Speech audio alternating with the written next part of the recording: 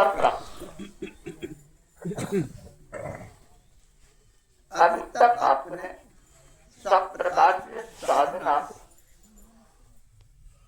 के विषय में सुना और आप बड़े ही विद्वान प्रबुद्ध भागवत को पढ़ने वाले हो आप, रामायण को पढ़ने वाले हो आप,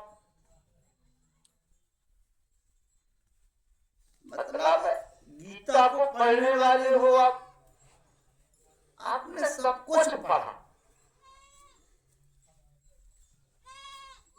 एक बात नहीं पढ़ पाए, अपने आप को, जैसे अभी दादू भैया ने बताया ना, अपने आप को नहीं पढ़ पाए। अभी अपने हुसैन भैया ने बताया अपने आप को पढ़ना नहीं सीख पाए। तो अपने आप को पढ़ना यदि सीखना चाहे तो मौन साधना कराना। ये वेदों को पढ़ने में कुछ नहीं रखा, गीता पढ़ने में कुछ नहीं रखा, रामायण पढ़ने में कुछ नहीं रखा। कब तक? जब तक उसके अनुसार तुम चलना ना सीख।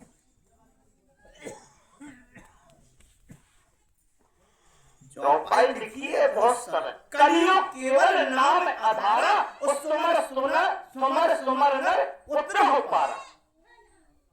कलियुग केवल नाम आधार माने होता है चलना। राम ने कैसा चरित्र किया? कलियुग केवल नाम आधारा, सुमर सुमर नर पुत्र हो पारा। नाम के आधार पर चलना सीखो। राम का चरित्र क्या था, तुम्हारा चरित्र क्या? देखो सारे वेदों को पढ़ने के उपरांत यो कह दूं, मैंने वेदों को, शास्त्रों को, रामायण को सबको देखा। देखने के उपरांत अंत में ये जाना कि ईश्वर ईश्वर तो कहा है, ईश्वर ईश्वर तो बताया है, लेकिन ईश्वर को प्राप्त करने का रास्ता नहीं बता पाया। ईश्वर को प्राप्त करने का रास्ता किसी के पास नहीं। सिर्फ योगी जी महाराज के द्वारा ही ईश्वर को प्राप्त करने का रास्ता मिला, सीधा सीधा। यहां तक कि 88,000, आपको एक बात बताया, 88,000 ऋषि मुनि एक बार वेद व्यास जी से पूछते, बोले बताइए ईश्वर को प्राप्त करने का रास्ता कौन सा है? बोले आपने तो वेद रची, आप तो वेदों के रचयिता।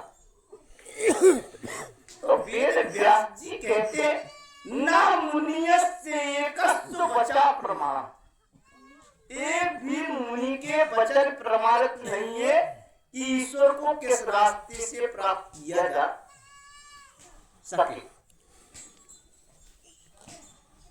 मतलब ऐसे कोई भी मुनि के वचन प्रमाणित नहीं है कि ईश्वर को इस रास्ते से प्राप्त कर लिया जाए।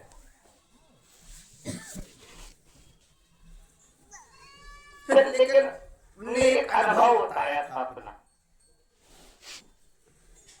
कहते हैं अगर एक निश्चित पद्धति से एक निश्चित पद्धति तक, मतलब एक निश्चित समय से एक निश्चित समय तक यदि ईश्वर को भजा जाए तो ईश्वर प्राप्त हो सकता है। ये नहीं कहा कि हो जाएगा, हो सकता है। वो यहां लिखिए, योगी जी महाराज ने सन 1947 में आपको सीधी सीधी बता, सीधा सीधा बता कि मौन साधना करो 650 से 7-5।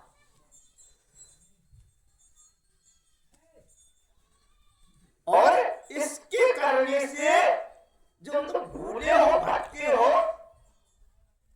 जो तुम्हारी इंसान के रूप में ये बिगड़ी